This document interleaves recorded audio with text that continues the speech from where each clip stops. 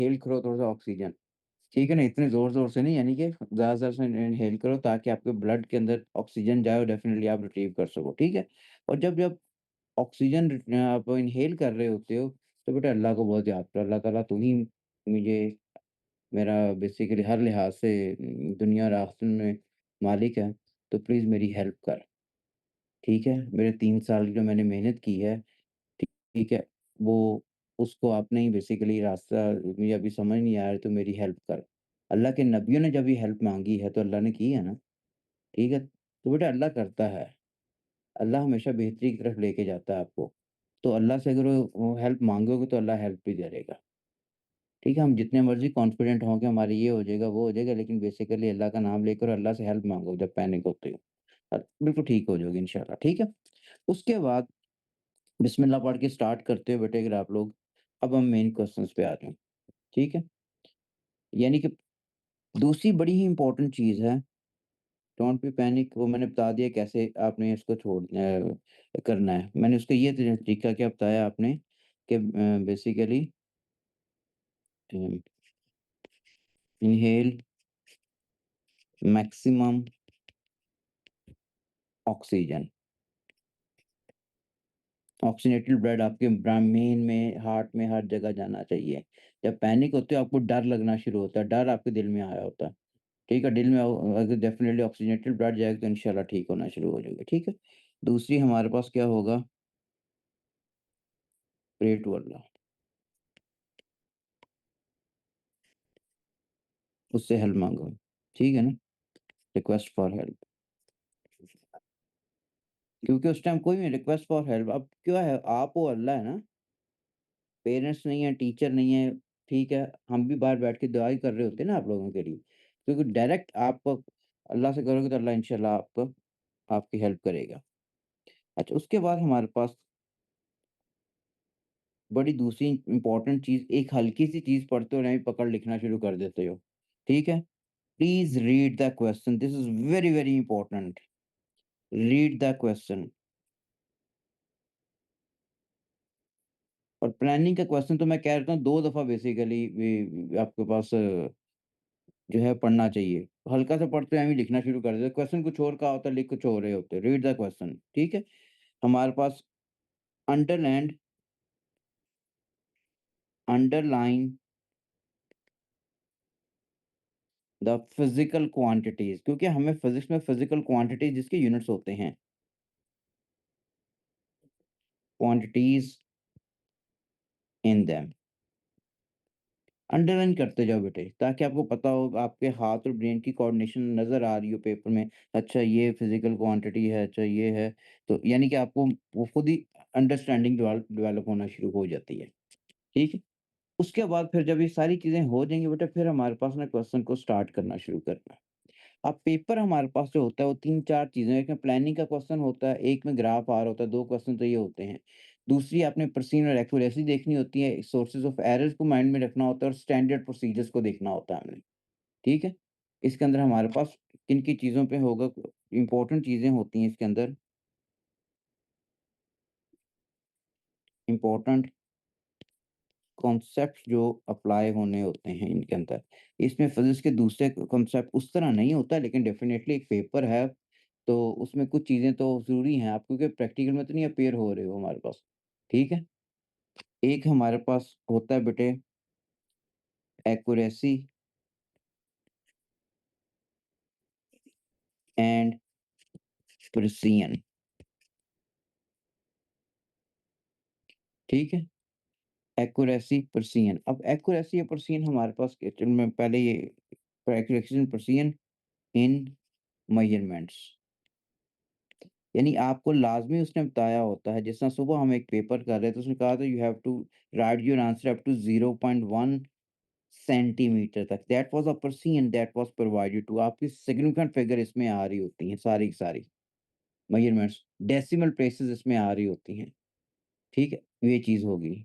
दूसरा हमारे पास क्या होता है, दैट इज़ स्टैंडर्ड प्रोसीजर क्या होना चाहिए किसी चीज़ को अप्लाई करने के लिए, प्रोसीजर्स। जिसमें मेथड प्रोसीजर्स कह लें या मेथड कह लें, मेथड्स, ठीक है? तीसरी चीज़ हमारे पास क्या आ रही थी, एरर्स को कैसे मिनिमाइज़ करते हो, ठीक है? मिनिमाइज़ेशन ऑफ एरर्स, ठीक है? मिनिमाइज़ेशन एस से यू कर लिख लो या ज़ी से लिख लो, मिनिमाइज़ ऐसे ही लिखता हूँ।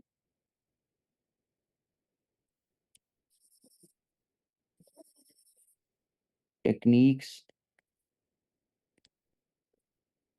फॉर रिडक्शन ऑफ एरर्स, ठीक है? 4th चीज़ क्या आई थी आपका graphical plotting and analysis, graph से रिज़ल्ट निकालना, ठीक है? 5th चीज़ हमारे पास आई थी जिसके जिसके अंदर हमारे पास आ जाएँगे कि रिडक्शन होगी, सोर्सेज़ उसके हो गए, 4 देख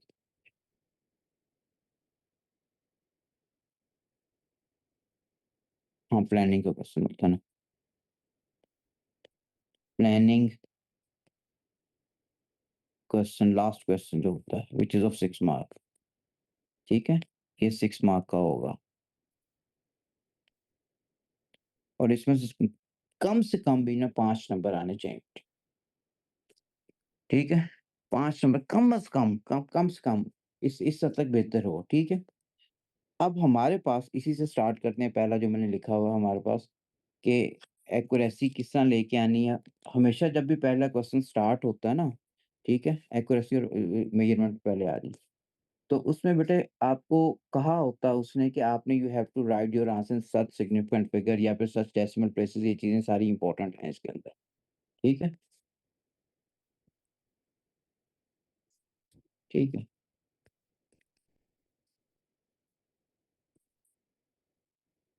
तो पहली चीज़ आ गई बेटे हमारे पास अब एक्यूरेसी,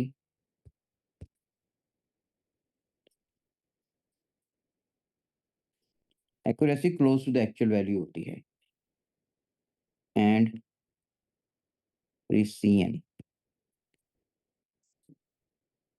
इन मेजरमेंट्स।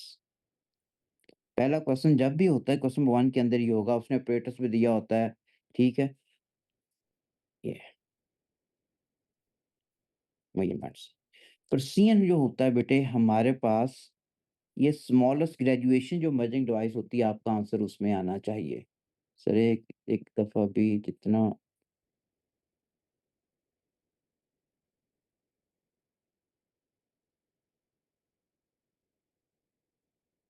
अभी आया था बेटे वालेकुम सलाम बेटे, ठीक है? ये इसी में चलते हैं ना, अभी तो मैंने सिंपली ये बताया, ठीक? तो हमारे पास प्रिसिजन हमारे पास क्या होती है, जो जिस मेजरिंग डिवाइस से मेजर कर रहे हो स्मॉलेस्ट ग्रेजुएशन उसमें कितनी होगी, स्मॉलेस्ट ग्रेजुएशन कितनी होगी, उसके अकॉर्डिंगली आना चाहिए आपका, ठीक है? यानी कि हमारे पास decimal places,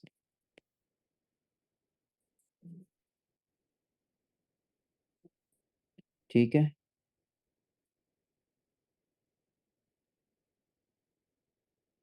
in measurements must be in accordance to measuring device,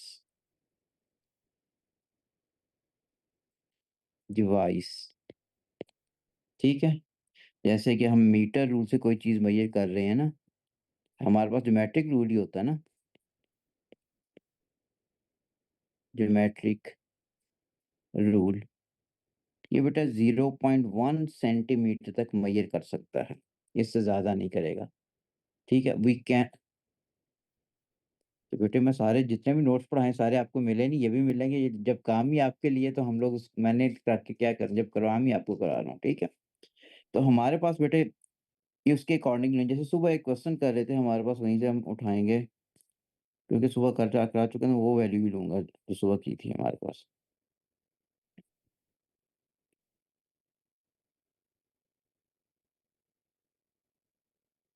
जैसे ये हमारे पास उसने क्या कहा हुआ है कि give your answer, measure and record length X in terms of nearest 0.1। ठीक है? ये नीयरेस्ट 0.1 का मतलब ये है कि हम इसके अलावा ले ही नहीं सकते थे हम लोग। ये हमारे पास ये मैंने वही चीज़ लिखी हुई है। पेपर में ये चीज़ लिखी होती है। ठीक है? तो अगर कोई बच्चा इसकी लेंथ में अगर हमारे पास कोई भी वैल्यू सपोज़ मैंने यही ली हुई है,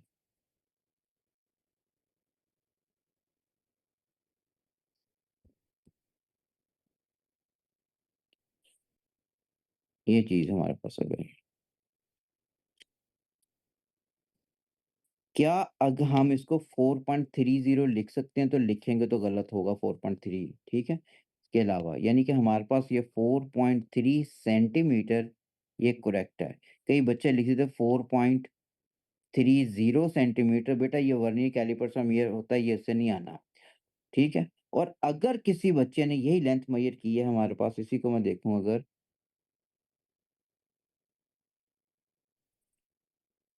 ये लेंथ मेज़र की बेटा उसने, ये सारे के साथ ही है,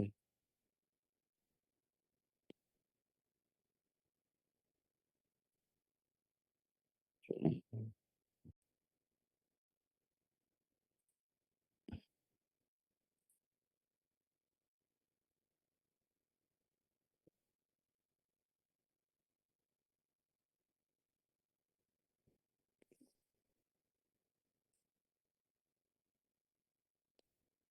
ये होगी, ठीक है? मैं अगर सपोज़ यहाँ से कोई भी लाइन आती जा रही बैक साइड से बेटे, यहाँ से ये 0 से आ रही थी वैसे तो, ये, और यहाँ पे जाके वो ख़त्म हो गई, ये। अब ये लाइन की वैल्यू आती जा रही है, कहीं 0 यहाँ पे इसका आया था मैं, अब ये यहाँ पे आ रही है बेटा 3 के ऊपर। अगर कोई बच्चा इसको लिख देता 3 सेंटीमीटर तो बेटा ये गलत है, ये गलत है। It must be in accordance with the measuring device. Measuring device is able to read up to 0.1 centimetre. तो 3 अगर लिखोगे तो गलत है बेटा, ये गलत है। It must be written as 3.0 centimetre, मैं ये बात कर रहा हूँ, ठीक है? अगर हमारे पास कोई भी सुबह के मैं उसी पेपर से सारा सारा मैंने करवा देना, ठीक है? जैसे ये हमारे पास है,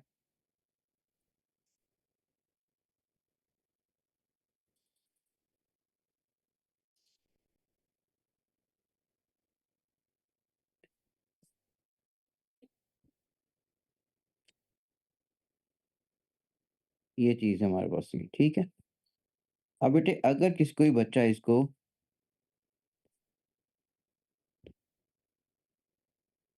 रीड करता है ऐसे, ये, तो ये 20 के बाद कितनी वैल्यू आ रही है? दिस इज़ 30, 21 है, 22 है, 23 है, 24 है। तो ये हमारे पास जो यहाँ पे जो रीडिंग आनी चाहिए, इट शुड बी, या it must be I should say, this is 24, ये सेंटीमीटर क्यूब के अंदर सपोज़ अगर है, तो दिस इज़ 24 सेंटीमीटर क्यूब। ये लिखता है तो ठीक है, लेकिन बाज़ बच्चे होते हैं लिखते हैं 24.0 सेंटीमीटर क्यूब।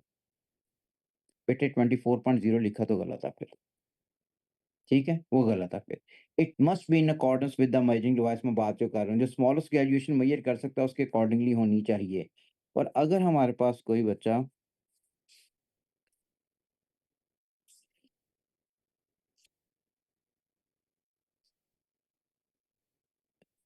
ये 2 वे ये 2 चीज़ें गिवन है हमारे पास, ठीक है?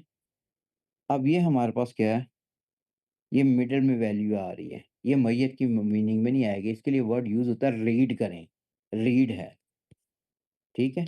इसके लिए वर्ड एग्ज़ामिनर यूज़ करता है जिसमें ऑलरेडी गिवन है, डिट single determination taken directly from a measuring device, read off the scale, reading of scale, reading of scale. अच्छा अब ये ओ लेवल है, मैं उसके अकॉर्डिंग से क्योंकि हमारा जो है, बेटे अगर ये आ रही है वैल्यू ये वाली, ये होगी तो फिर क्या लिखोगे? ये है तो फिर क्या लिखोगे? और अगर हमारे पास ये आ गई है दोनों के इन बिटवीन, फिर क्या लिखोगे? ठीक है?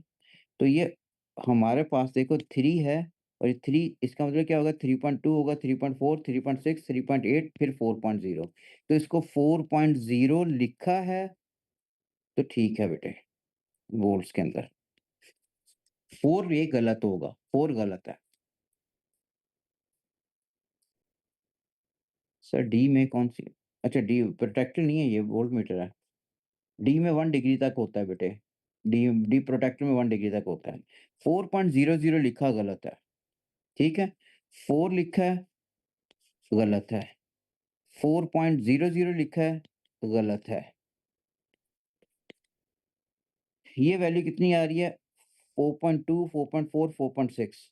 तो ये आपने 4.6 दूसरी लिख ली, दिस इज़ 4.6 वोल्ट, ठीक है। ये वाली अब दोनों के इन बिटवीन आ रही है। It was greater than 4.8 and less than 5.0, so this is written as 4.9 volt हो जाएगा। ठीक हो गया बेटे? क्योंकि ये आपके सिलेबस में इस तरह लिखा होता है, इसलिए हम इसको कवर कर रहे होते हैं इसी तरह। Same is true with this one. अब इसमें हमारे पास क्या हो गया, ये 0 है, ये 0.5 है, तो 0.1, 0.2, 0.3, 0.4, 0.5 तक बना है, ठीक है? तो 0.2 यहाँ था बेटे, यहाँ पे 0.3 यहाँ पे, उनके इन बिटवीन बन रहा है, तो 0.25 लिखा जाएगा। तो इसको कह रहे थे रीड, जो स्मॉल जो भी स्मॉलेस्ट ग्रेजुएशन होगी मेजरिंग डिवाइस की, उसके अकॉर्डिंगली आपके आंसर होना चाहिए। प्रोसीन इसको कह रहे होते हैं, ये प्रिसाइज़ रीडिंग आ रही है। अब एक्यूरेसी क्या होती है? एक्यूरेसी हमारे पास बेटे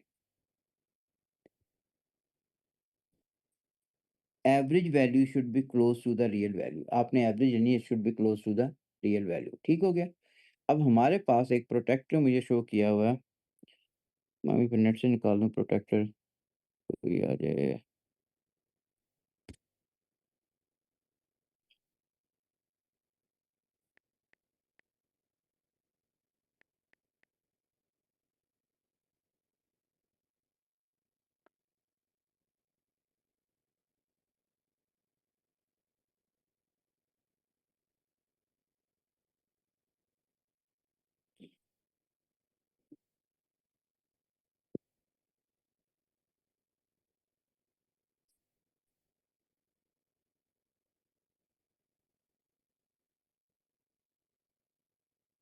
कोई भी दिक्कत आ गया।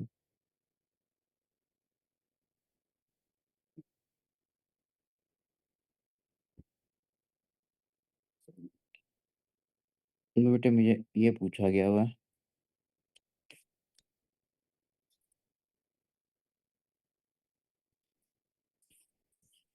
और जी इसमें स्कैटर बहुत करी, चलिए एनी हाउ हमारे पास बेटे इसमें ना नज़र आ रहा हो, है।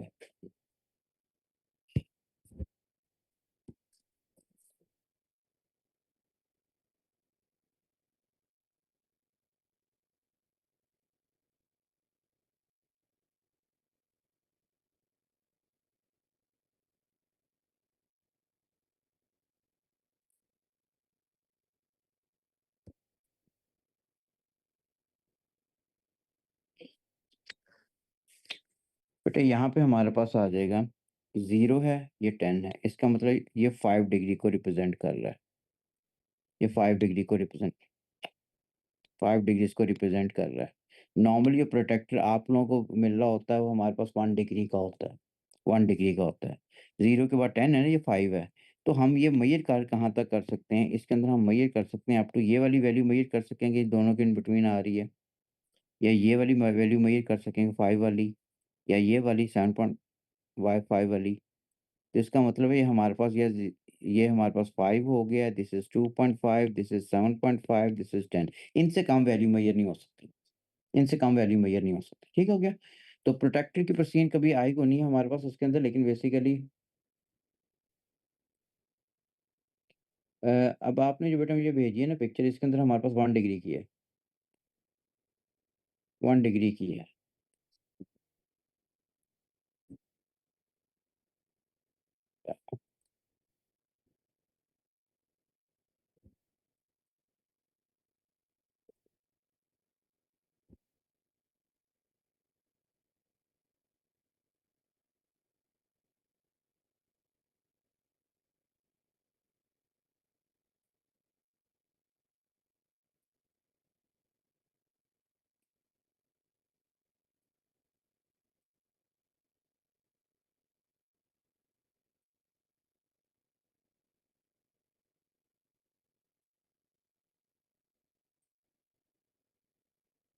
ठीक है?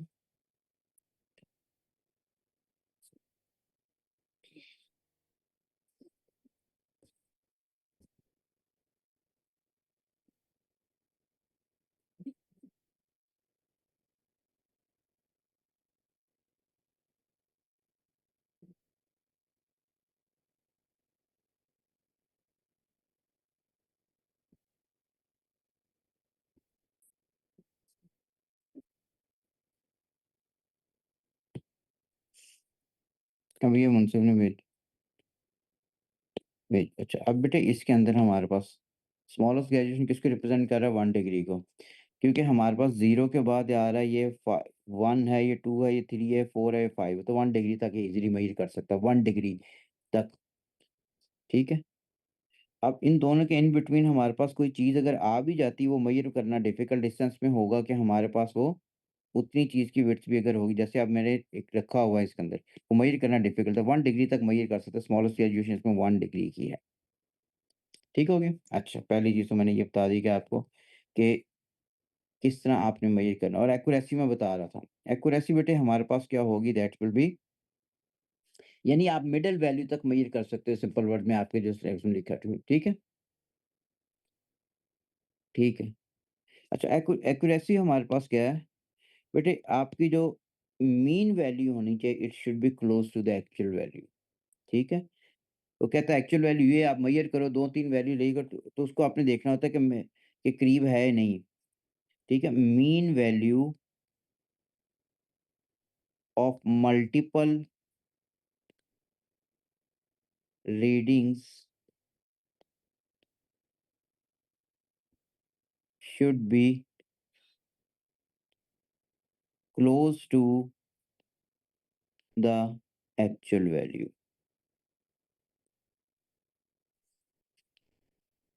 Mean value should be close to the actual value हमारे पास, ठीक हो गया? ये हमारे पास और जैसे कि हमारे पास अब वर्ड अगर यूज़ होता है पेपर के अंदर, इसके लिए वर्डिंग क्या यूज़ होती है?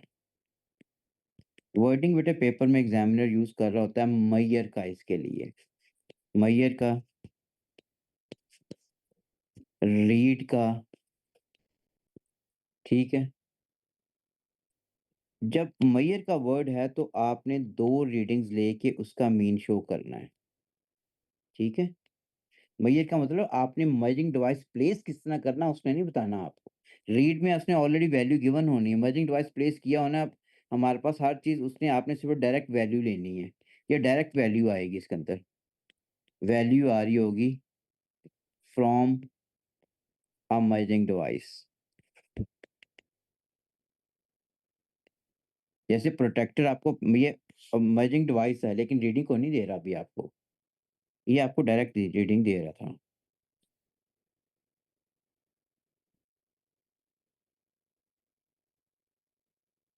ये डायरेक्ट रीडिंग आ रही बेटा ये। मेजरिंग डिवाइस के ऊपर आपको हर चीज़ वैल्यू स्केल, डायल हर चीज़ नज़र आ रही। ये रीडिंग ये हमारे पास क्या है ये रीडिंग है। आपने सिर्फ़ रीड किया, ठीक है? ऑन द अदर हैंड जब आप मेज़र कर रहे होगे तो आपने हर चीज़ प्लेस करनी है, ठीक है? जैसे प्लेस करने का मतलब हमारे पास कोई भी चीज़ अगर अगर ये हमारे पास कोई भी लेंथ है,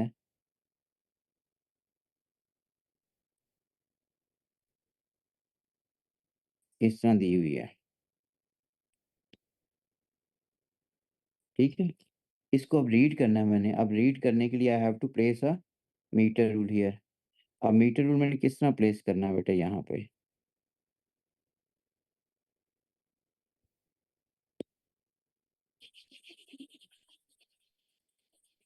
तो मेज़र मैंने करना है, तो मेज़र करने के लिए मैं यहाँ 2 तरीके से प्लेस करते हैं हम इसको। मैंने पीछे से 1 से सेल स्टार्ट किया अगर, ये पर मेरे पास वैल्यू आ रही है अगर, ठीक है? मैंने स्टार्ट बेटे 1 से किया, ये 1 वैल्यू आ रही है, ये मेरे पास 5 वैल्यू आ रही है, तो मेरे पास यहाँ से लेंथ L1 जो आ रही है दिस इज़ 5 में से 1 माइनस करते तो 4.0 सेंटीमीटर आ रही है, ठीक है? फिर मैंने क्या करना है इसी चीज़ को बेटे हमारे पास मैंने वही चीज़ है, इसको मैं यहाँ से मूव करके इस तरफ से लेके आऊँगा, ठीक है? यानी अब ये चीज़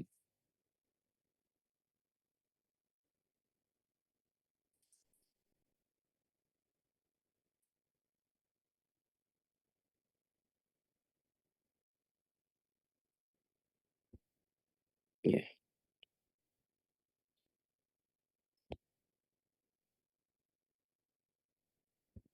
ये चीज़। पहले मैं क्या कर रहा हूँ, इस तरफ से मेज़र कर रहा था, मैं दूसरी तरफ से मेज़र कर रहा हूँ, अब L2 की वैल्यू आ रही है, मेबी वो डिफरेंट वैल्यू आ रही है थोड़ी-सी।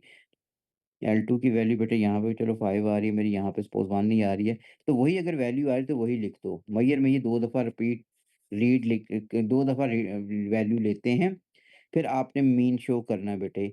L1 plus L2 divide by 2 is equal to पूरा प्रोसीजर सा 4.0 प्लस 4.0 चाहे वही वैल्यू आ रही है यार, तो 4.0 सेंटीमीटर। तो जहाँ मेजर का वर्ड होगा 2 रीडिंग नज़र आनी चाहिए एग्ज़ामिनर को और उसके बाद उसकी आपने मीन लिया हो, 2 रीडिंग और उसका मीन, ठीक है? डिफरेंट भी आ सकती हैं, कभी आ सकती हैं बेटे हमारे पास, ठीक है? डिफरेंट आ सकती हैं। अच्छा, अब ये मेज़रमेंट मैंने आपको बता दिया, रीड करना है किस तरह, मेज़र करना है किस तरह हमारे पास और किस तरह लिखना है आपने, it must be in accordance with the smallest graduation on the measuring device, ठीक है? अच्छा, ये पहली चीज़ तो क्लियर होगी। ये पहली चीज़ ही ये होती है, आपका क्वेश्चन स्टार्ट इससे होता है। मेज़र करें इसको या रीड करें इसको और मेज़र और रीड करते हुए ज़ीरो एरर्स को अवॉइड करना है, पैरेलक्स एरर को अवॉइड करना है, ठीक है? तो टेक्नीक इसमें थोड़ी-सी अगर जो अप्लाई करते हो, आपने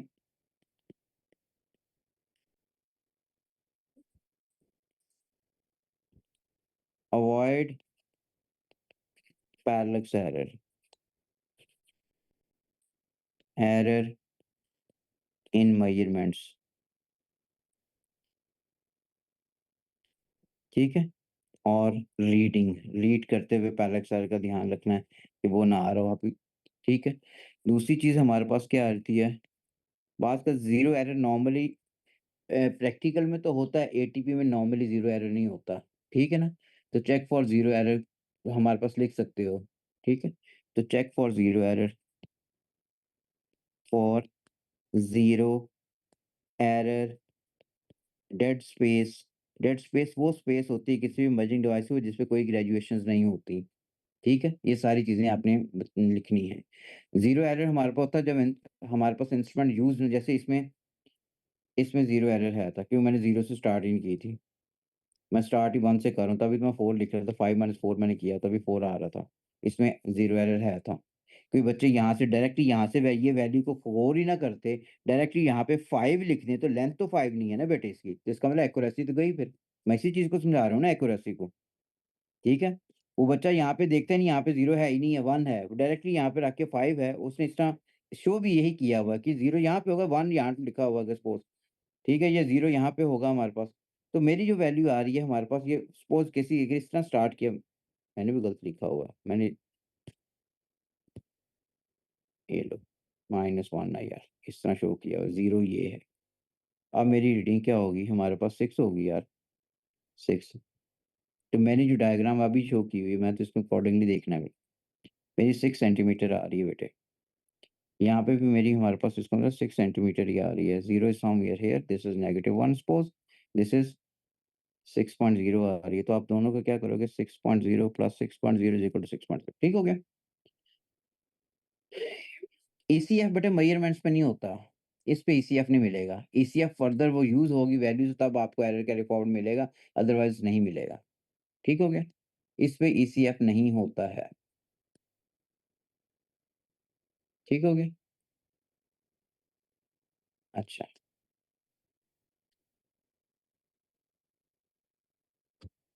ये मैंने आपको बता दी ये चीज़। दूसरी चीज़ अब आती है आप आता है कि हमेशा जहाँ पे कैलकुलेट वर्ड लिखा हुआ है, जहाँ कैलकुलेट वर्ड लिखा होगा, बेटा उसमें कोई ना कोई फ़ॉर्मूला यूज़ होना होता है, या तो गिवन होता है हमें, ठीक है? Use given formula if provided. अगर गिवन नहीं है, ठीक है? तो फ़ॉर्मूला अपनी तरफ से लिख के आपने बनाना है, ठीक है? जेनिफर सर सिलेबस में गए can they ask for zero error Well, yes, they can ask for zero error but they will never ask you about the zero error of vernier calliper या माइक्रोमीटर, उस पे नहीं कहेगा वो। Zero error जब instrument use नहीं हो रहा, तो हमारी उसकी रीडिंग ज़ीरो होनी चाहिए। If it is providing a value other than zero, then instrument has a zero error, बस ये ज़ीरो एरर है बेटा, और क्या है, ठीक है? ठीक हो गया? अच्छा, calculate given formula if provided, अगर नहीं प्रोवाइडेड तो right formula if not provided, आपने खुद लिखना है। Put measured values to get calculated answer, ठीक है? अच्छा, अब कैलकुलेटेड आंसर में इम्पोर्टेंट चीज़ क्या होती है? वो नंबर ऑफ 7 फिगर्स होती है। यहाँ decimal places and signal figures हैं। नॉर्मली वो क्या होता है, you have to provide your answer in such and such SF, अगर उतनी एसएफ में लिख दे तो वेल एंड गुड, अगर उसमें नहीं होता तो किस तरह कंसिडर करना होता है आपने? तो बेटे पूरी कैलकुलेशन में जो लीस्ट आंसर होता है, final calculated value must be equal to or one better than the least number of significant figure of data used in calculation। क्या मैं यहाँ पे लिखते हुए 2.4, 3.47, ठीक है, 3। अच्छा, अब इसमें मेरा फाइनल आंसर किसमें होना चाहिए? मेरा आंसर्स को देखूं तो बेटा ये टू सिग्निफिकेंट फिगर है। मैंने कहा डेसिमल प्लेसेस कैलकुलेटेड क्वांटिटी में देखे जाते हैं, वैसे स्टूडेंट फिगर देखे जाते हैं, ठीक है? ये हमारे पास कितने हैं बेटे? 3 एसएफ में है। ये किसमें है? ये 1 एसएफ में है। ये 30 भी लिखा होता, 30 कैन ईदर बी 1 एसएफ या 2 एसएफ होता है हमारे पास, ठीक है? तो हमारे पास फाइनल वैल्यू क्या होनी चाहिए? फाइनल आंसर, मस्ट का वर्ड है, शुड नहीं है। Must be either in 1 SF लिख लो या 2 एसएफ। इससे ज़्यादा भी लिखते तो वो गलत होता फिर। चाहे राउंड ऑफ करके लिखो, जैसे भी लिखो, ठीक हो गया? ये हमारे पास ये है। यहाँ तक बात क्लियर होगी? मैंने आपको सिर्फ़ एक चीज़ पे अभी फ़ोकस करना बताया है कि बेटे हमारे पास पर्सियन क्या है और मेज़रमेंट्स क्या होती है। पहले इस चीज़ पे अभी, ठीक है? सिर्फ़ अभी इस पे, ठीक हो गया? ये क्लियर हो गया ना सबको? President smallest graduation of measuring device के अकॉर्डिंगली लिखते हो बेटे, एमी फ़िज़ूल में नहीं लिखते जाना। मैंने आपको एक चीज़ की, या यहाँ तक हम मेज़र कर सकते हैं, उससे ज़्यादा। फिर एक्यूरेसी कैसे लानी है हमने? हमेशा मीन शो करना है। रीड का वर्ड कहाँ यूज़ करता है? मेजर का वर्ड यूज़ करेगा तो 2 वैल्यूज़ लेके आपने मीन लाज़मी शो करना है, ठीक है? टेक्नीक की उसमें क्या होती है? पैरेलक्स एरर को रिमूव करना होता है, इनके अलावा नहीं है यार, नहीं है, ठीक है? कैलकुलेट का वर्ड फिर वो यूज़ करेगा, या फ़ॉर्मूला गिवन हो देता है आपको, नहीं अगर गिवन देता तो आपने करना होता है, ठीक है?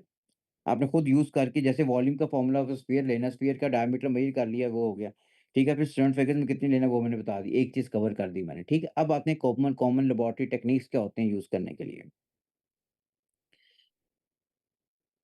कॉमन, ये सेकंड पॉइंट मैंने लिखा था, टाइम भी के मुताबिक है। Standard procedure techniques for reduction of errors, ठीक है, वही हो गया।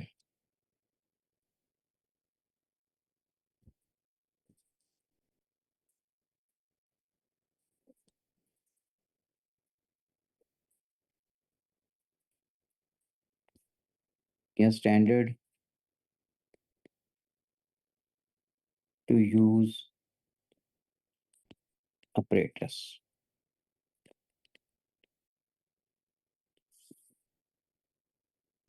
अब वो डिपेंड करता है हमने किसके लिए लेनी है, ठीक है?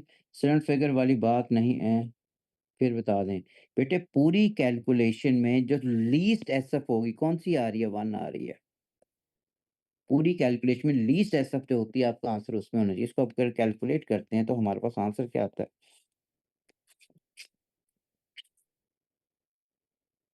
2.4 टाइम्स 3.47 डिवाइडेड बाय 3, आंसर आ रहा मेरा 2 पॉइंट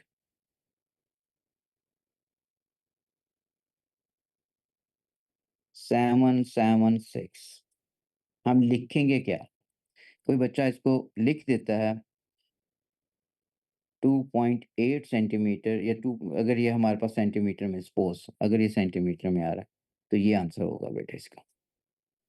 2.776 लिखने की ज़रूरत नहीं है। पास तो मार्क्स दिखता है लेकिन हमारे पास मैं प्योर फिज़िक्स में जो बात होती है उसको बात कर रहा हूँ कि किस तरह हम इसको कंसिडर करते हैं। ठीक हो गया? अच्छा जी। कॉमन लेबोरेटरी टेक्निक्स वगैरह क्या हो सकते हैं हमारे पास वो डिपेंड करता है कि एक्सपेरिमेंट किस चीज़ का आया है। ठीक है बेटे, अगर हमारे पास टाइम पीरियड का है, टाइम ऑसिलेशंस का आ गया, चलें मैकेनिक्स में नहीं,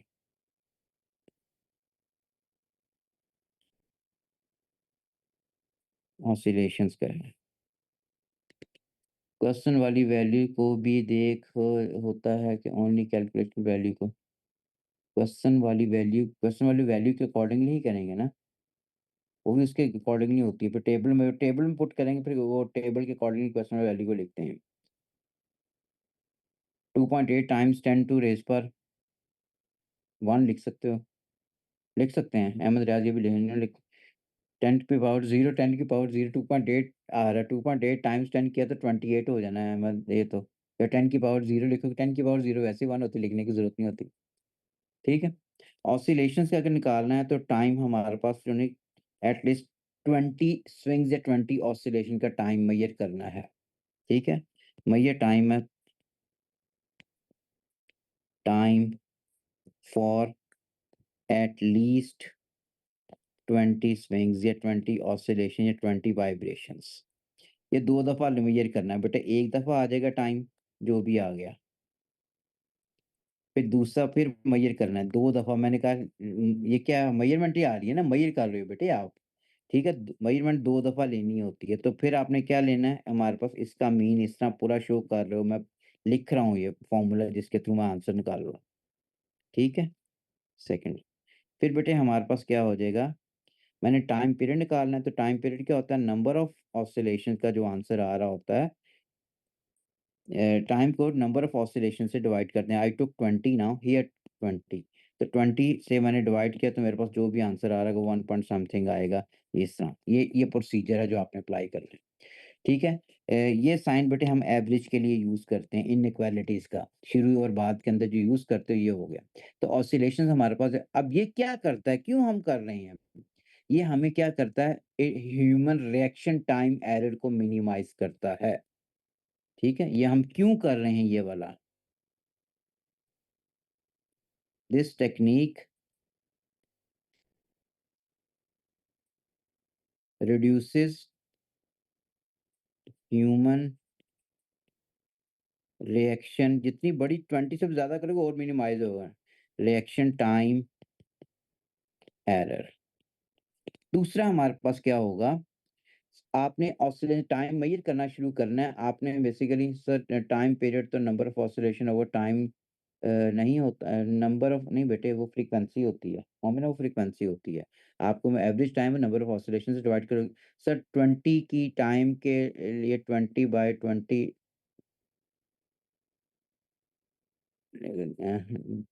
20 ऑसिलेशन का टाइम ले कर डिवाइड बाय 20 कर लें, ठीक हाँ, वो भी ठीक है। आप ये बात कर रहे हो, फिर वो स्मॉल टी से नहीं लिखा जाएगा बेटे।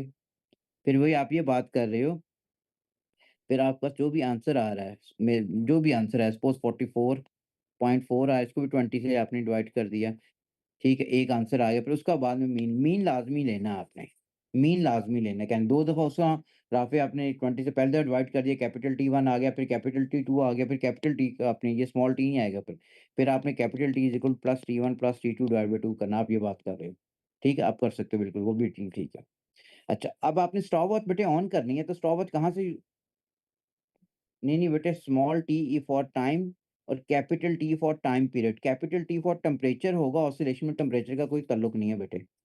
ठीक है ना? टेम्परेचर के लिए थर्मामीटर वगैरह गिवन होगा तब आपके माइंड में टेम्परेचर आना चाहिए, अदरवाइज़ आना भी मेरा बेटा नहीं चाहिए। ये capital T for time period होता है। अच्छा, अब स्टॉपवॉच आपने ऑन करनी है, उसके लिए टेक्नीक क्या है, स्टॉपवॉच हमेशा नॉर्मली हम करते हैं तो एक्सट्रीम पोज़ीशन में स्टॉपवॉच को ऑन या ऑफ करते हैं। आपने लिखना है मीन पोज़ीशन पे करना है क्योंकि यहाँ स्पीड मैक्सिमम होगी जिसकी वजह से आपका रिएक्शन टाइम आप अलर्ट ज़्यादा होते हो मीन पोज़ीशन पे, तो हम आपका रिएक्शन टाइम मिनिमाइज़ होता है। तो हमारे पास दूसरी चीज़ जो लिखनी है इसमें, ऑलवेज़ स्टार्ट और stop stopwatch at mean position to reduce human error, reaction time error. क्योंकि यहाँ स्पीड ज़्यादा होती है, उसको मैंने लिखा नहीं मैंने। मीन पोज़ीशन क्या होती है? दरमियान वाली, जहाँ पे कोई चीज़ इक्विलिब्रियम में होती है, जब कोई चीज़ रेस्ट पे होती है। जैसे पेंडुलम हमारे पास है ना, ये है बेटे। आपने पेंडुलम यहाँ से छोड़ दिया, और जब पेंडुलम इस पोज़ीशन पे आएगा, 2-3 ऑस्सिलेशन हो जाएँ, जब ये यहाँ पे आएगा अपनी मीन पोज़ीशन के ऊपर, तो आपने स्टॉपवॉच ऑन कर दी, यहाँ से इधर चला गया बेटे, मूव करते हुए इधर चला गया, ठीक है ना? ये, यहाँ से होके फिर हमारे पास, यानी यहाँ पे चला गया, यहाँ से होके ये फिर ये वापस आया ये, यहाँ से फिर ये इस तरफ चला गया, यहाँ से फिर ये वापस आ गया। तो हमारे पास मीन पोज़ीशन कौन-सी थी? मेरा बेटा ये वाली, यहाँ पे 20 और यहाँ पे स्पीड मैक्सिमम होती है, स्पीड मैक्सिमम होता है, रिएक्शन टाइम आपका कम होता है बेटे, ठीक है ना? जितनी स्पीड मैक्सिमम उतना रिएक्शन टाइम आपका मिनिमम होता है, ठीक है? दूसरा, पहली चीज़ ऑसिलेशन का होगा, दूसरा बेटा एक हमारे पास अगर कोई पिवट का क्वेश्चन कर रहे हो मैकेनिक्स का, जिसमें पिवट पॉइंट आ रहा हो, तो आपका पिवट पॉइंट पे फ्री मोशन होनी चाहिए। Pivot should not be sticky, नहीं होना, अवॉइड स्टिकी पिवट,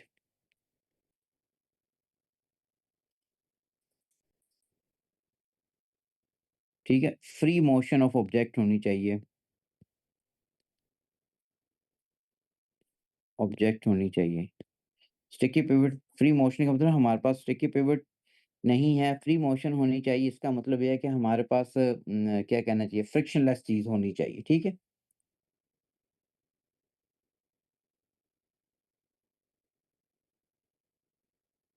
नहीं बेटा, बेटा इसको जल्दी से एकदम ना प्रिंट कराने की ज़रूरत, क्योंकि मैंने उस तरह लिख ही नहीं रहा, मैं तो जो-जो माइंड में आता है उसी चीज़ को लिख रहा हूँ, ठीक है ना? तो हमारा उस चीज़ को फ़ोकस करता जा रहा हूँ, ठीक है? नहीं, च्युइंगम वगैरह लगाने की ज़रूरत नहीं है बेटा, सिंपली हमारे पास क्या है, स्टिकी पिवट होता है कि बाज़ का तो बैलेंस नहीं हो रहा है, ये लोग प्रैक्टिस करोगे तो मॉडलिंग क्ले वगैरह कोई चीज़ लगा देते हो, तो हमारे पास इसकी वजह से फ्री मोशन नहीं हो सकती। फ्री मोशन के लिए ज़रूरी है कि हमारे पास ये चीज़ होना चाहिए। जैसे कि हमारे पास अगर आप ये लैमिना का मेथड ही कर रहे हो, बेटे आपने होल लिया है, तो होल का साइज़ इतना बड़ा हो कि नेल इसमें से पास किया हो और इसको आप साइड पे अगर डिस्प्लेस करके छोड़ो तो ईज़िली वाइब्रेट कर सके। तो फ्री मोशन का मतलब ये है। और स्टिकी पिवट का मतलब ये है कि हमारे पास अगर कोई भी वेज का एक्सपेरिमेंट कर रहे हो आप लोग, ये हमारे पास ये किया हुआ है, ये हमारे पास आया था, आपने वो बैलेंस नहीं हो रहा होता, बिल्कुल जितनी पॉइंटेड पिवट होगी उतना बेहतर होता है। तो हमारे पास बात कर ये नहीं ये हो रहा होता, तो आप इसको किसी तरीके से कहते हो कि ये हल्की-सी आपने मॉडलिंग क्ले लगा दी है इसके साथ, या ब्लू टैक लगा दी है, BLUTAC, ब्लू टैक जो च्युइंगम कह रहे हो हमारे पास वो लगा दिया है, तो ये बैलेंस तो हो जाएगा, लेकिन बेसिकली ये एरर आएगा इससे। ठीक है? यानी हर चीज़ की फ्री मोशन होनी चाहिए, जहाँ पे ऑसिलेशन का ये चीज़ें आ रही होंगी। अच्छा, दूसरी चीज़ हमारे पास क्या आ रही होती है, हमारे पास अगर एक्सपेरिमेंट है इसका, ट्रांसफर ऑफ हीट का नॉर्मली जो होता है, ट्रांसफर ऑफ हीट का, तो हमारे पास जिस चीज़ को हीट अप किया और वो हीट जिस चीज़ में ट्रांसफर करनी है, उनमें गैप बहुत कम होना चाहिए। ठीक है ना? Gap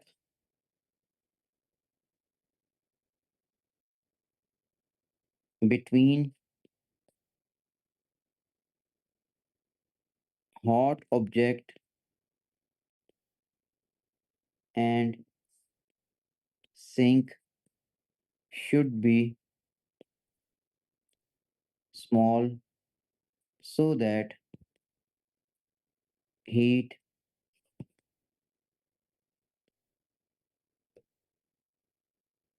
so that minimum heat is lost during transfer process। ठीक है?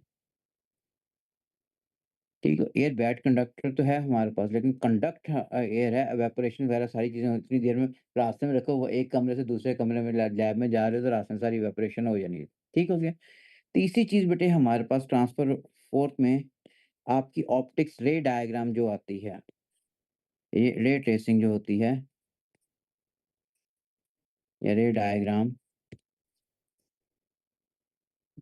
जो नॉर्मली तीसरा या चौथा क्वेश्चन हो सकता है। पहला तो मैकेनिक्स का ही बनना हो चांसेस अल्लाह नोज़ बेटर आपकी दफ़ा क्या बनता है, लेकिन पहला मैकेनिक्स का मुझे लगता है। दूसरा ट्रांसफ़र ऑफ हीट में से, तीसरा या तो लाइट में होगा या फिर उसके अंदर होगा आपका इलेक्ट्रिसिटी का और चौथा प्लानिंग का, ठीक है? प्लानिंग का क्वेश्चन या तो हमारे पास आपका इलेक्ट्रिसिटी में से लगता है थोड़ा-सा या ट्रांसफर ऑफ हीट में से। बाकी Allah knows better. Nuclear space physics बेटा केड़ी स्पेस फिज़िक्स में जाके तुम जाके सूरज को मेज़र कर रहे हो। तो सूरज को मेज़र कर रहे हैं, ठीक है? नहीं बेटा इनमें नहीं आता। इनमें नहीं आता जहाँ पे हमारे पास इनमें से नहीं आना और ना ही आना, ठीक है? ऑसिलोस्कोप वगैरह पे भी एक दफ़ा आया हुआ था। ऑसिलोस्कोप पे रीडिंग किस तरह मेज़र करते हैं वो भी हमारे पास आना चाहिए। आपके सिलेबस में है, ठीक है? अच्छा, इसके अंदर हमारे पास पिन्स के थ्रू मेज़र कर रहे हैं, तो पिन्स के दरमियान गैप जो होना चाहिए, मिनिमम गैप जो है वो हमारे पास वो 5 सेंटीमीटर से ज़्यादा होना चाहिए and pin should be perpendicular to the जिस बॉक्स जिस चीज़ के ऊपर आप लगा रहे हो ना, उससे परपेंडिकुलर होनी चाहिए, ठीक है? यानी पिन्स या फिर distance between pointed pins should be greater than 5 centimetre या 5.0 इससे ज़्यादा होने चाहिए, ठीक है? अब ये क्या करते हैं it increases the accuracy of the drawing lines, ठीक है? This increases accuracy to draw ray diagram पहली चीज़। और दूसरी जो है पिन्स जो होनी चाहिए सारे परपेंडिकुलर होनी चाहिए टू द पेज, ठीक है? Pins must be perpendicular to the plane at which you place them, हमेशा परपेंडिकुलर होनी चाहिए, ठीक हो गया? अच्छा मीन पॉइंटेड बेटे कोई भी एक्सपेरिमेंट कर रहे हैं ना ये हमारे पास है। ये ये हो गया हमारे पास एक स्लैब ग्लास स्लैब होगी, ठीक है? अब वो कहता है यहाँ पे एक पिन यहाँ पे प्लेस करें, दूसरी पिन यहाँ पे इन 2 पिन्स के दरमियान जो प्लेस होनी चाहिए ना, ये एट लीस्ट हमारे पास इट शुड बी 5 सेंटीमीटर होनी चाहिए। अब ये पिन बिल्कुल सीधी हो यानी कि इस पेज के प्लेन पे। ये टेढ़ी अगर होगी, ये भी टेढ़ी होगी तो पैरेलक्स एरर आ जाएगा। पैरेलक्स एरर रिमूव करना है तो हमारे पास एक पिन के पीछे दूसरी पिन आनी चाहिए, तो ये भी अगर स्ट्रेट होगी, ये भी पिन स्ट्रेट होगी, यहाँ से अगर आप ऑब्ज़र्व करोगे तो बिल्कुल आपको ठीक लाइन नज़र आ रही होगी। ठीक है? बात समझ कॉमन पिन्स जो यूज़ करते हो, कॉमन पिन्स आपने प्रोसीजर में लिखनी होती है ना यहाँ पे, यू प्लेस दो pins which are 5 centimetre apart ये वर्डिंग ज़रूरी है। ठीक है? फिर यहाँ पे इस तरफ से इसका इमेज देखते हो जहाँ पे दोनों पिन्स एक ही लाइन में नज़र आ रही होंगी सपोज़ P1 और P2 जब एक ही लाइन में नज़र आ रही you mark other 2 pins on the other side suppose ये वाली होगी हमारे पास चौथी ये वाली होगी सपोज़। इनके दरमियान भी डिस्टेंस क्या होनी चाहिए शुड बी 5 सेंटीमीटर। ये मैंने P3 और P4 मार्क कर दी। ये अगर सारी पिन्स हमारे पास परपेंडिकुलर होंगी इस पेपर के, तो इसका मतलब आपकी रे डायग्राम बिल्कुल ठीक बनेगी बेटे फिर। अब रे डायग्राम के लिए सिंपली आप इन दोनों को प्लेस जॉइन करते हैं। अब ये रे डायग्राम जितनी दूर होंगी पिन्स उतनी रे डायग्राम ठीक बनती है। जितनी करीब पिन्स होंगी उतनी रे डायग्राम खराब बनेगी। फिर आप इनको बनाते हो बेटे, ये होगी। अब दरमियान वाली जो रीजन है उसमें से आपने लाइन को उसको पास आपस में ये जॉइन कर दो। फिर वो कह रहा था नॉर्मल ड्रॉ करो, normal is always 90 degree angle होता है, नॉर्मल मैंने सपोज़ एक ड्रॉ कर दिया व्हिच इज़ दिस वन। ये नॉर्मल ये हो गया, लाइन काफ़ी और दूसरा नॉर्मल मैंने यहाँ पे ड्रॉ कर दिया, angle of incidence, angle of reflection, angle of emergent जो भी मेज़र करना है आप मेज़र कर सकते हो, ठीक हो गया? तो ये मैंने रे ट्रेसिंग के लिए, यहाँ तक क्लियर होगी। उसके बाद बेटा हमारे पास ये हो सकती है इलेक्ट्रिकल सर्किट्स के अंदर कि आपने अ, वोल्ट मीटर को कैसे प्लेस करना है बेटे, एमीटर को कैसे प्लेस करना है। Electrical circuits, fifth point,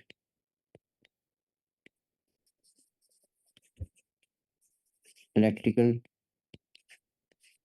circuits के अंदर, इलेक्ट्रिकल सर्किट्स के अंदर पहले आपने यूज़ ऑफ स्विच, हमेशा स्विच कोई अगर रीडिंग ले ली है तो आपने या फिर connectivity of voltmeter, ammeter, switch और एनी अदर रेज़िस्टर और कंपोनेंट। कंपोनेंट में हीटर बात का कहता है वो लगा दें इसके अंदर, कैसे लगाएँ कि हीटर का सिंबल पता होना चाहिए आपको, ठीक है? हमारे पास सारी फ्रीज़ेज़ एनिमेटर्स को प्रोवाइड कर देंगे, बट रिकॉर्डिंग हो रही होती है, दे विल प्रोवाइड यू, ठीक? अच्छा हमारे पास ये सारी चीज़ें बेटे, ये जो है वोल्टमीटर पैरेलल में लगता है, आपको पता है। It is always connected in parallel में प्लेसमेंट होती है, अक्रॉस पैरेलल में होगा। एमीटर हाँ, लाज़मी है सीरीज़ में होगा हमेशा। स्विच हमेशा सीरीज़ में होगा।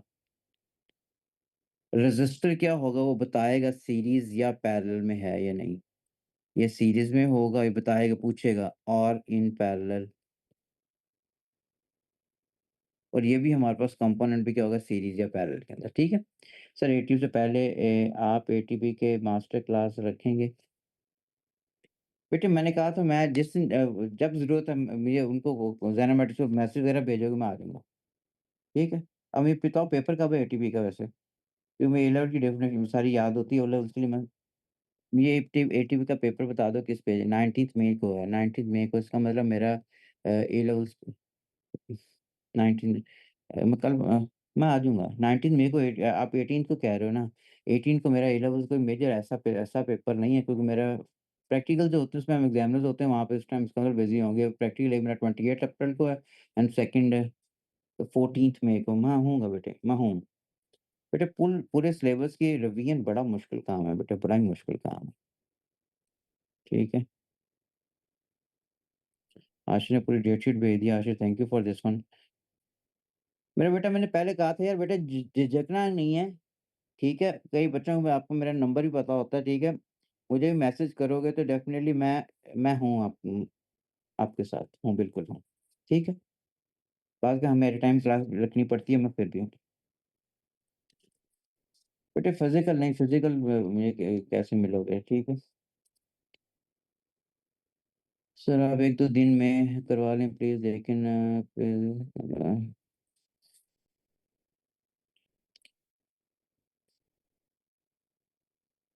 थैंक यू मोहित। लेकिन बेटे ये आपको जब है ज़रूरत है आपने चुप नहीं रहना, पूछना मेरे से बेटे। मैं I am here to help you out, मैं सिंपल एज़ दैट। मैंने पहले कहा था मेरी आई कीप माय वर्ड्स, मैंने कहा था जब तक आप पेपर दे के बाहर नहीं आए तो उस वक़्त तक मैं आपके पीछे इंशाल्लाह हूँ। चाहे वो इस पढ़ाने में चाहे दुआओं में, ठीक है? इसलिए। यहाँ तक बात क्लियर होगी बेटे?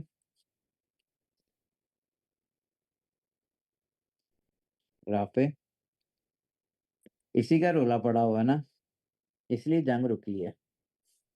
ठीक है ना? राफ़े कह रहा है न्यूक्लियर फिज़िक्स के एक्सपेरिमेंट बता दें। लगता है तेरी तबीयत ठीक नहीं है। गवर्नमेंट ने देख लिया तो तुझे करवा भी दें करवा भी देंगे। अच्छा, अब इसके बाद बेटा यहाँ तक अगर हो गया, फिर सोर्सेज़ ऑफ एरर पे आते हैं कि अभी 2-3 चीज़ें मेजर पड़ी हैं मेरी। एरर्स को कैसे आइडेंटिफ़ाई करोगे और उसकी इम्प्रूवमेंट कैसे होती है, ठीक है? Limitations of errors and improvement.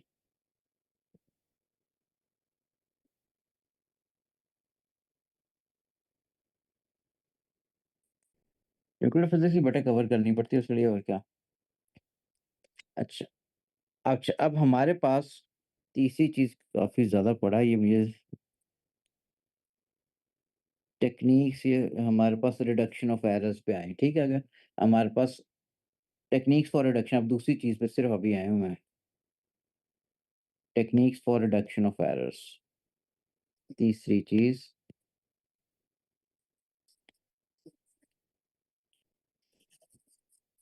For reduction of errors, ठीक है? ज़ीरो करेक्शन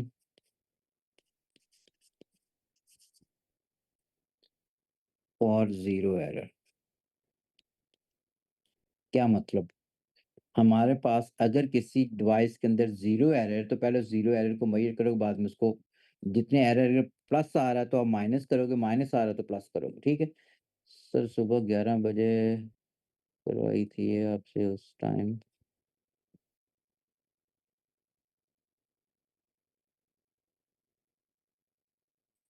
अच्छा, चलिए।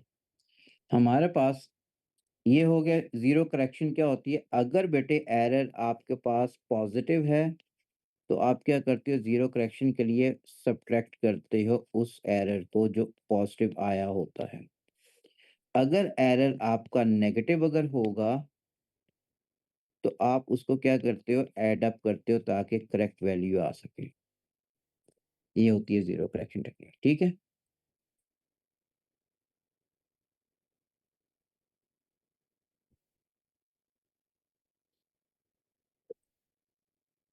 फुल सिलेबस मल्टी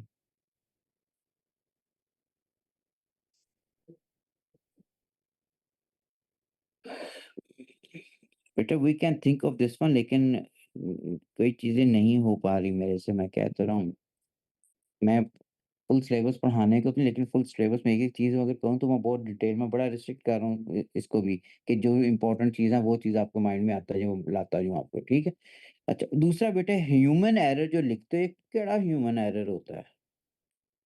ठीक है?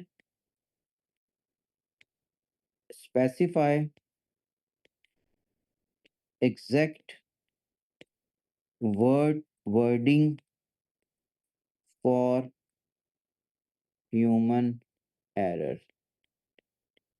एम ह्यूमन एरर लिखे हुए जी, ह्यूमन एरर फिर अच्छा, हमारे पास ह्यूमन एरर क्या हो सकता है? क्या वो रिएक्शन टाइम एरर है?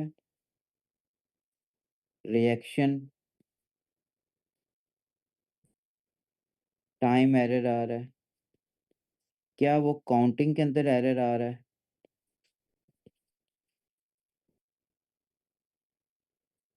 काउंटिंग एरर आ रहा है? जब काउंट करते हैं तो हमेशा इंटीजर में आंसर आना चाहिए। इंटेग इंटीग्रल वैल्यू आनी चाहिए इंटीजर में, इंटीग्रल वैल्यू का मतलब इंटीजर में। 4.3 काउंट में कभी भी नहीं आता बेटे, 1, 2, 3, 4 इस तरह आ रहा होता है, ठीक है? ज़ीरो एरर क्या होता है? ज़ीरो एरर बेटा वो होता है जब हमारे पास इंस्ट्रूमेंट यूज़ नहीं होता, उसकी वैल्यू 0 आनी चाहिए। अगर 0 नहीं आ रही, इसका मतलब उसके अंदर एरर है, उसको आप ज़ीरो एरर कह रहे होते हो, ठीक है? दूसरा हमारे पास इसके अंदर हो सकता है परसिस्टेंस ऑफ वीएन, या फिर परसिस्टेंस ऑफ वीएन का कोई सवाल बनना नहीं है। परसिस्टेंस ऑफ वीएन हमारे पास होती है क्या? जितनी देर तक इमेज परसिस्ट करता है आपके रेटिना में, ठीक है? कलर ब्लाइंडनेस का भी कोई एक्सपेरिमेंट आपको ऐसा नहीं आ सकता, वो केमिस्ट्री में कलर ब्लाइंडनेस, कलर ब्लाइंडनेस हो गया, ठीक है? यही चीज़ें मान ली, ठीक है?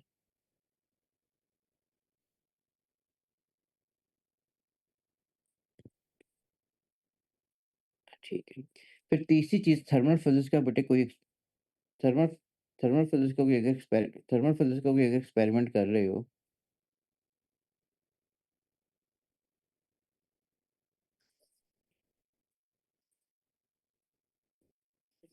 ट्रांसफर ऑफ हीट जहाँ पे आ रही हो, ठीक है? हमारे पास स्पेसिफाई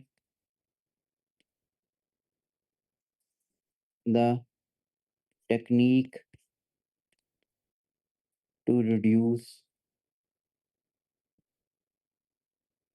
energy loss, ठीक है? यानी हीट लॉस की बात कर रहा हूँ। तो कहते हैं इस चीज़ को गर्म करके इसमें डालें, ठीक है?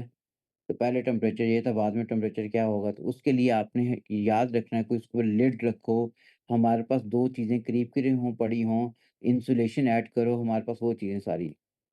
लिड हो सकता है बेटे अ, transfer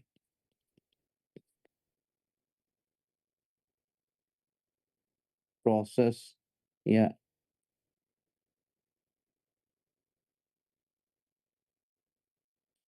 apparatus must be close to each other, compare with room temperature, ठीक है? हमारे पास ये होगी। फिर अगर मैंने आपको एक और कहा था हमारे पास ये अगर पिवट का क्वेश्चन कोई भी आया था पिवट पॉइंट का, मैकेनिक्स का, तो पिवट काफ़ी शार्प होनी चाहिए। मस्ट बी शार्प ये मैंने उससे भी वर्ड लिखा था कि पिवट नहीं होनी चाहिए, ठीक है? शार्प होनी चाहिए। प्लम्ब लाइन का पता होना चाहिए कि हमारे पास वर्टिकल किस तरह आप ले लेते हो, ठीक है? शार्पर पे प्लम्ब लाइन वगैरह आप ठीक है, ट्रैप डेयर बेटे यहाँ पे नहीं हम लिख सकते, we can not draw trap there यहाँ पे कैसे करोगे? हमारे पास एक्सपेरिमेंटल टेक्निक्स के अंदर हमने करना है, ठीक है? रूम टेम्परेचर हमारे पास बेटा ये क्या कि कह लो कि रूम का टेम्परेचर बहुत लो है, ठीक है? तो आपका जो ट्रांसफर प्रोसेस में एनर्जी लॉस बहुत जल्दी हो जाता है, ठीक है? तो जब एक्सपेरिमेंट कर रहे हो तो हमारे पास रूम का टेम्परेचर इतना 25-26 डिग्री सेंटीग्रेड होना चाहिए, ना कि उससे बहुत ज़्यादा वेरिएशन वाला हो जाए, ठीक हो गया? अच्छा, ये हमारे पास तो तीसरी चीज़ मैंने बता दी जल्दी, टाइम बड़ा कम रह गया यार एक graphical and plotting and analysis हमारे पास नेक्स्ट आ गया, फोर्थ पॉइंट जैसे ग्राफिकल प्लॉटिंग एंड एनालिसिस।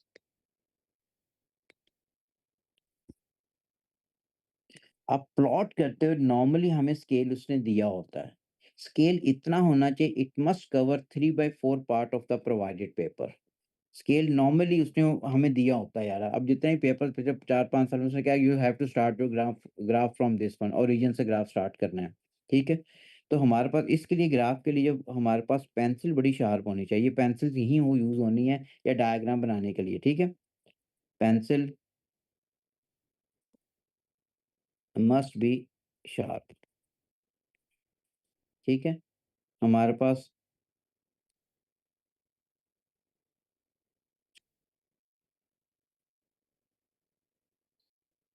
इसका हम कैसे देखें? यहाँ टेम्पलेट कहाँ होता है यार एक? पता नहीं कहाँ बताया था मुझे टेम्पलेट कहाँ होता है इसका? अब पता नहीं कहाँ होता है। चलें ये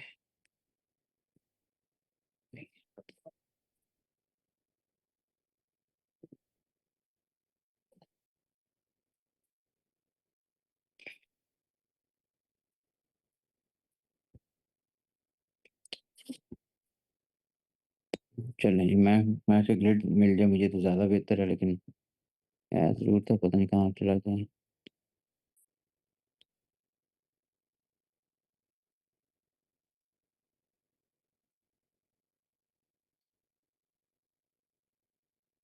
चलें बेटे मैं अब यहीं पे समझाता हूँ।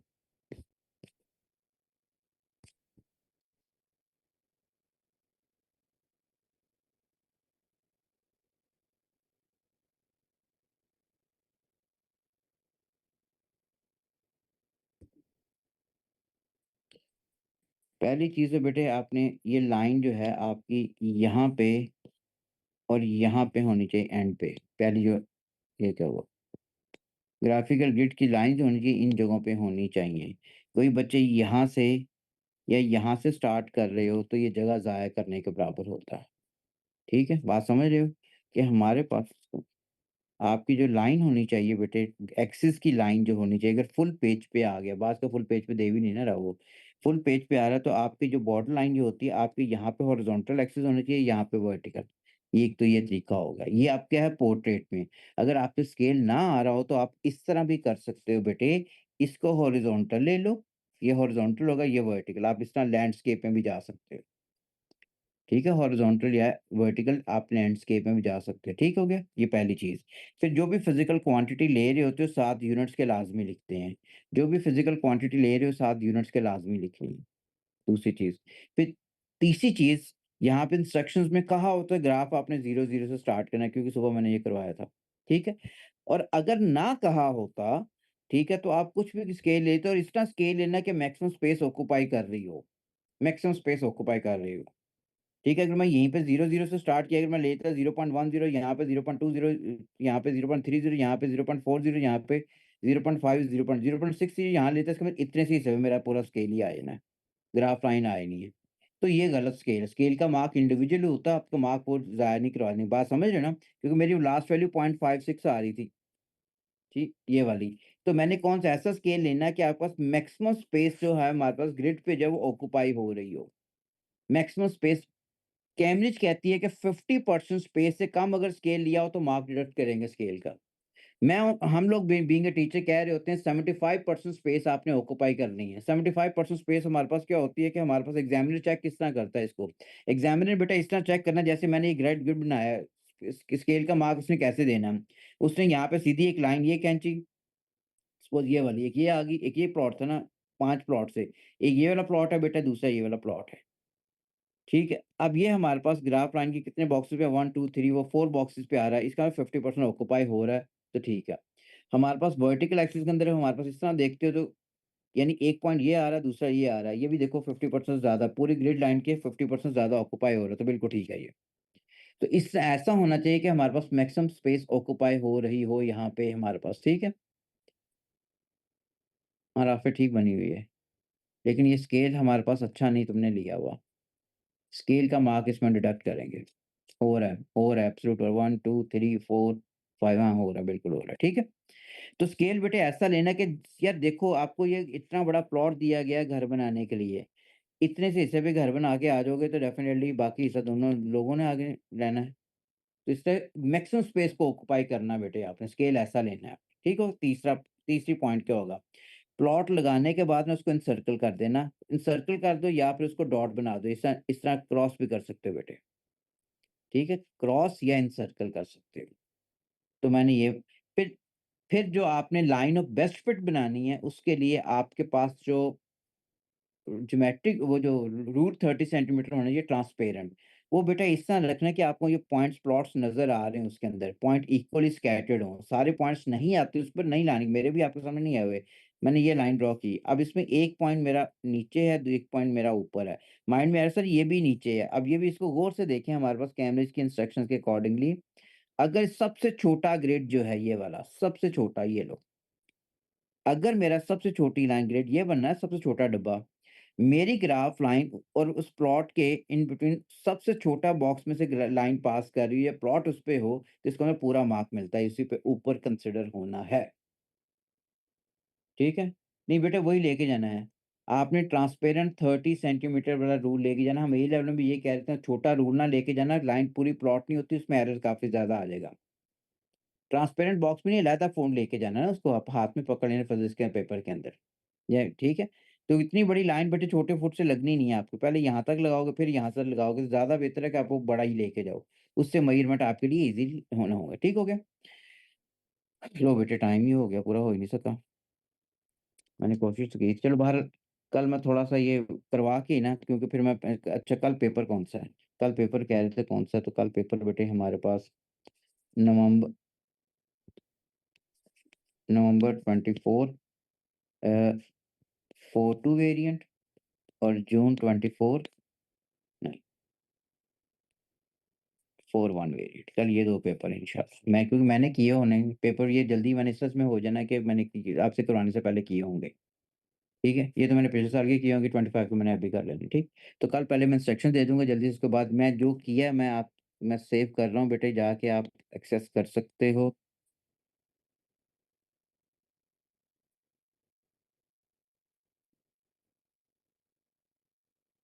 Past papers, ATP,